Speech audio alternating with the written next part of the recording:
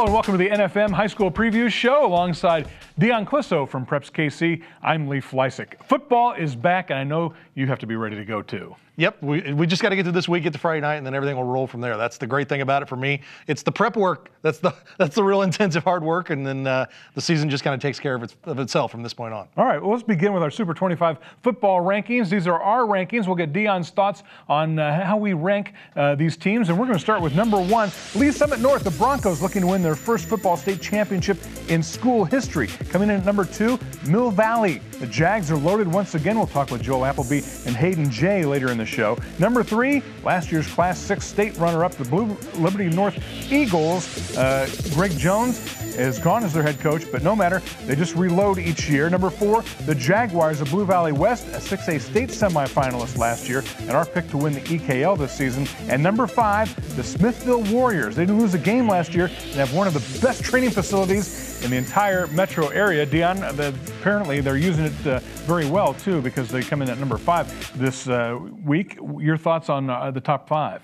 Oh, those are all pretty good teams right there. I'm with you on Blue Valley West. I'm pretty bullish on them this year. Sage Huffman, their outstanding tailback, is just a junior, and he had a big year last year. And I think Josh Korkemeyer and his staff has done a fantastic job of turning them into a 6A bodied type team. They are a big physical team. I like them there. Lee Summit North, of course, has probably got more talent than anybody else in the metro. They're good at one. Mill Valley's won 3 in a row, and who knows, it could be another 4 or 5. That streak could go 4 or 5 before it's all said and done. Liberty North, if they can solve their offensive line, they're going to be right there with Lee Summit North. And Smithville, until they lose a game, they're deserving of a top 5 spot.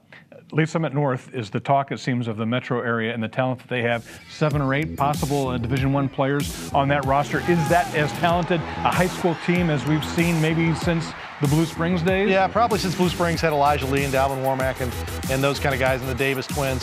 The one thing that's going to be a question for Lee Summit North early, you see Trey Baker there making some throws. He was a big-time quarterback for them. Went through 1 interception. They're replacing him with 2 different guys, and a transfer from Aquinas ran option, a transfer from Liberty North. So that's a spot on their team that they're going to have to get settled down as the season goes on. And on defense, they're replacing some really good linebackers as well. So they've got some question marks, but they have proven that they have good guys to step in and play well. All right, let's run down the rest of our top 10 in our Super 25 preseason poll. Number 6, we're going to go with Ray Peck. The Panthers, the Missouri Class 6 state champions in 2020, in at number 6. 7th is Blue Valley Northwest. We will talk with Clint Ryder and Bennett Ratcliffe coming up in just a few minutes from NFM. Number 8 coming in, the Rockhurst Hawklets. They have a brutal schedule, as always. We'll get Dion's thoughts on that. 9th, the Tigers of Blue Valley. Lost a ton of college talent, but they always seem to find a way to restock that cupboard. And number 10 might be a shocker to some, but the Olathe West Owls are getting a lot of love to do well in the Sunflower League this year. Dion, your thoughts on that? I like Ray Peck a lot. Let's just say that. They've got to find some linemen. Their defense may be a work in progress to start the season, but their offense can be as good as anybody with Zach Dombrowski, Jaden Doss, and they've got other good receivers there. Will Fager is their tailback. He's back. When you look at that group right there, Blue Valley, they got a move in John Price from Lincoln Prep. That's going to be a good one for them. This is a group in that second that they could easily jump into that top 5. I think those are all teams that can challenge and do some good things. All right, we will show the rest of our top 25 here in just a moment, but first we want to switch to the way too early Simone Awards. Dion, Preps KC very much involved in this with your work. This is just a way too early, not Preps KC, but just a top 10 list, alphabetically, 5 from each side of the state line. Just your thoughts on maybe some of the early contenders. Well, we're in a year where you could see a defensive guy win it. You got PJ Adebayo from North Kansas City, outstanding defensive lineman. Jordan Allen, defensive end from Olathe South, and Shandavian Bradley, defensive end from Platte County, is going to Tennessee. Andre Davis, outstanding receiver from Blue Valley. Jaden Doss, the Otis Taylor Award winner 2 years ago at Ray Peck, wasn't the leading receiver on his team. So, he's got competition there. Caden Green, the do-everything, going to Oklahoma offensive lineman from Lee Summit North. Hayden Jay, the dual-threat quarterback from Mill Valley, has led them to a state championship, looks to do it again this year. A guy I really like, Maliko Adis from Shawnee Mission Northwest, came really close to 1,000 yards receiving and 1,000-yard rushing. Grant Stubblefield, he may be one of my favorite players just in general. You see him playing basketball, just a great leader, a great football player for Blue Valley Northwest. And Sam Van Dyne, Simone finalist last year, as good of a pro-style quarterback as we've got in the Metro. Out of those 10, you've got 2 Oklahoma commits there. You talked about Tennessee as well. Kansas City is really, it has become a recruiting hotbed, has it not? Yeah, it has. And I think that what you've seen is over the last few years, at least in the last decade, you know, Northwest and Pitt State and those teams were winning a lot of those titles. And then you saw the North Dakota States come down and start to take some of those players. And now you're seeing the Big 12 and those looking going, hey, those guys can play at North Dakota State, maybe they can play here. And you're seeing that guys who probably could have been D1 several years ago now are, and they're getting that notice. We talk about Melvin Lasser, who's a junior. He can go anywhere he wants. I mean, we're Alabama, you name it, from Liberty North, the linebacker. He's a guy that's as good as anybody. And we've got plenty of defensive players. I think that's a situation where we're really rich in that. And if you look at our history of the last few years, that Buck Buchanan Award, the guys who won that and didn't even win it, like Braden Smith, finished second like 3 times. It turned out pretty good starting tackle in the NFL. All right, quite a few changes on the high school landscape here coming up this season. Deon, we'll get your thoughts on this. The Bourbon Conference expanding from 4 leagues to 5. They add Excelsior Springs. United Kansas Conference added Piper, Topeka Seaman, and Topeka West. Highland Park now in the Meadowlark Conference, which is the new name for what was the KCAL. And Aquinas dropping down to 4A. Hello, 4A. This got real interesting all in a hurry, didn't it? Well, you start in the Suburban Conference, and you know, they went to 28 teams. And everybody thought they would go just 4 7s. That was kind of their natural thing. And back in the day, they had 3 8s, and they didn't. They looked at a regional thing, a way to do it that way, and then they kind of did this where they split the gold and brought up the other Class 6 schools with Staley, who Staley might by the end of the week be a Class 6 school. So they may, these gold and silver may be all the Class 6 schools. It spread out some of the Class 5 schools. It ended up being a little bit more apples to apples amongst those Class 5 schools. And of course, the blue, the red and the white, the red and the white are more Class 5, and the blue is basically all Class 4 schools. So I think it's going to end up being, at first I was kind of I've kind of grown to like it because I think you're going to see a lot more matchups. Schedules don't really change for a lot of these schools in that conference, so it's going to be one of those deals where they're still playing the same teams, but winning a conference is not necessarily as hard as it was. You talk about over in the UKC, they bring in Piper. Piper comes back. Kind of did a couple years, 3-4 years down in the frontier. They're back with some of their Kaw Valley teams that they know very well, and you bring in Topeka West and Topeka Seaman. The Metro, I guess, is now part of Topeka in terms of when it comes to football. And then Highland Park, good for them. They move in to the old KCAL with the Kansas City, Kansas schools and Atchison, and they change it to the Meadowlark League, which I'm old, so the only thing I can think about is Meadowlark Lemon. I know that sounds weird. Everybody out there, anybody younger than 45, probably maybe younger than 50, which I'm 51, are like, who? What? And he was a player for the Globetrotters back in the day. So that's really one of those things that's going to be interesting to see how that league plays out. Our first Ivy High School game of the week comes up on Friday, the 26th. We've got a good one, too. Green Valley taking on Fort Osage, kickoff at 7 o'clock right here on Spectrum Sports. Deon, your thoughts on that matchup? This is becoming a rivalry right out in the last few years. These two teams are going to play each other a lot over the next probably 10 to 15 years. They're probably going to be in the same conference or close. So you're going to have a regular season game. You're going to have a postseason game, much like they did last year. They're very similar in size, very similar one school districts, and coached by 2 really good guys, Brock Bolt at Fort Osage and David Alley at Green Valley, that built those programs that are state championship caliber teams, and it's a fun one. I think that's a great first game of the season, no doubt. All right, coming up next, we'll talk defending state champions, Blue Valley Northwest. And how about, well, when you're going to go to Mill Valley, too, you talk about a team building it and a team keeping it. We'll go out to NFM to get their thoughts as we continue here on the High School Preview Show. Remember, NFM has all the fan cave essentials, TVs, home theater systems, recliners, and much more.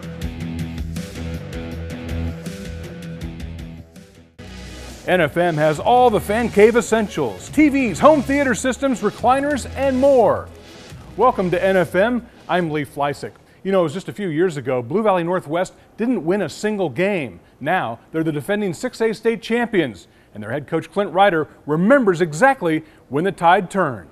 There was a time in 2019 when we went 2-7, playing against one of our rivals. You know, the last year's senior class were sophomores, and you know, one of our kids dropped a 2-point conversion that was, you know, right in his chest, and a sophomore ran over and kind of got in his face, and the expectation was, now I didn't necessarily like the way it came across all the time, but there was an expectation that we were going to do things the right way, we were going to make plays to win, and they had that expectation to win.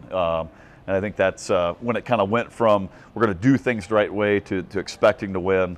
I think that's when you kind of saw things start to turn. And then obviously, during COVID, going 5-2 and winning our first playoff game, there were certainly metrics and checkpoints that each team hit. And then whenever last year's team came in, it was, there was their expectations of what we could do. As coaches, you always try to temper that and try to focus on what's in front of you and the next step. But they obviously had things that they wanted to accomplish, and obviously the one hiccup along the way. But I think that refocused that group and got them ready to go. And these guys have seen that happen now, and I think that's a blessing for them to be able to have seen it done before. But the problem is now, you've got that kind of target on your back, and you're not going to slip up on anybody anymore. Of course, the Huskies have been led by their incredible quarterback, Mikey Pauley, who was the Simone Award winner last year. He's graduated now on to Nebraska, so Northwest will have to find another offensive playmaker. And Mikey's an unbelievable player, and maybe the most gifted player I've ever been able to coach. But I think we have a lot of talent coming back. We have a lot of kids with a lot of experience. Grant Stubblefield, coming back in the backfield. Grant's going to be probably the most decorated running back that we've ever had at our high school. He'll hold every rushing record whenever he's done. Obviously, Connor White's been waiting his turn on the offensive side of the ball. It'll look different. We're going to have to play to our strengths of our players, and we're not going to be obviously running the ball at the quarterback as much. But I think that those guys coming up have strengths that allow us to be a little bit more versatile and not necessarily rely as much on one player. The culture is the same, just like you guys were saying. We've built that culture. As I would say in January, after all the celebration was done, we put it behind us. We weren't even allowed to wear state championship gear. Really? It was behind us, and we started putting work in like every single day. All of the players last year got in for a good half of the game, almost every single game. So I think a lot of us will come back with experience, which a lot of other teams will not have. Of course, still plenty of great quarterback talent in the metro area, including Mill Valley's Hayden Jay. He leads the way for the 3-time defending 5A champion, Mill Valley. What makes him so good? Well, just listen to his head coach. One of the biggest things is he's one of the hardest workers in the room. When some of your best players are your hardest workers, it creates a good culture for everybody to follow. So, he's a quality young man. He's a good leader, and he really studies the game at a high level. So I think that those are all great qualities to have as your quarterback. It's new every time. This new year we got a new team, new players, new faces. So, these kinds of things don't just happen. Although it may kind of seem like it. We still have to put in the work. And all we're worried about is our week 1 opponent, Lathan Northwest. That's all we're worried about. We're not. Everything else will take care of itself. That's all we're focused on. Of course, everybody loves a champion, and Mill Valley certainly has it going now. The Jaguars have more than 300 kids in their youth football program. Hayden Jay was once one of those little guys dreaming of Friday Night Lights. I started with the Junior Jags program, starting like kindergarten all the way up through, this being my senior year. So I've gone through it. I think it's really beneficial. Like Coach was saying, the terminology, just the formations that we run are all familiar coming into the program, and so every new incoming freshman class just seems to be more experienced. They are confident in what they're doing, and it really makes a difference. Yeah, we actually ran a certain play in the state championship game that I ran with my dad as the coach in like 2nd grade. I still remember it, and ended up doing pretty well. I think it's St. Francis City, where I kept it around. We ran that, and basically just quarterback sweep right. I don't remember if it was the exact formation, but that's an easy play to run in 2nd grade. Just quarterback takes the ball, runs to the outside, and that's it. We scored on that play against Mays, 2nd quarter, I think, to go up 2 scores, and so that was a pretty big moment for me.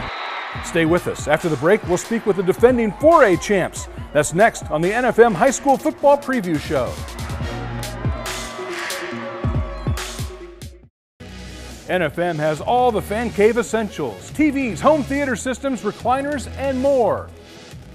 Welcome back to NFM. I'm Lee Fleisick. St. James is the 2-time defending 4A state champions. The Thunder got it done last year, but the start of the season was anything but a smooth ride. We're going to start 0-4, right? And so people say, how did you start season 0-4 and win the state title? It's because these guys bought in. I said, guys, we had a good football team. We don't have much experience. Just keep working, keep working. And then we played St. Pius, and this guy had like 5 sacks and just went absolutely crazy. And that kind of switched it over. And then we played Southwest, and then we got on the roll. And they believed what we were telling them. We had a good football team, just gained some experience. And so that, plus the last few years we've been right on the verge in 5A, translating a couple state titles. We knew it was going to start out a little rough. We didn't have a ton of guys who had any experience. Like going into week 1, I remember sitting in the locker room and looking around and seeing a bunch of sophomores and juniors who had never seen the field before. Our first game was senior night against Aquinas, so we knew it was going to be a little rough, but the guys who had played, like Ty Claiborne, Aiden Janatello, all those guys who had played before, really did a really good job after the first 4 weeks of like demonstrating to all the younger guys like what you need to be on a Friday night. Because once you go from JV to varsity, it's a whole different level. The game speed is completely different. And once everyone learned like how to be on a Friday night, that's when we clicked, and that's when we started winning a lot of football games. So how do you celebrate your second straight state championship? Well, if you have a special coach, you need a special gift. Senior class, I told them a story when I had them over my house before the season started. Like I grew up with, I got a new pair of shoes. It was the coolest thing in the world, right? I get like 1 pair a year.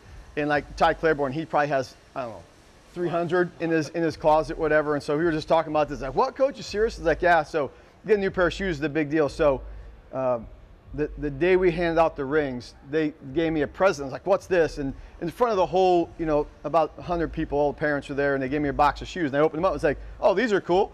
And I was like, what are they? He goes, they're Yeezys, coach. And I'm like, are they nice shoes? He goes, yeah, they're really expensive. And I was like, they're really nice, but I was about choking up, so I just put them off to the side and then hand out the rings. But that was really special that that senior class had given me a really nice pair of shoes that I have to wear in events like this. And Ty Claiborne's like, you better wear those in game night, coach. I'm like, I will, Ty. Stay with us. After the break, Dion Clisso will join us back in studio. That's next on the NFM High School Football Preview Show.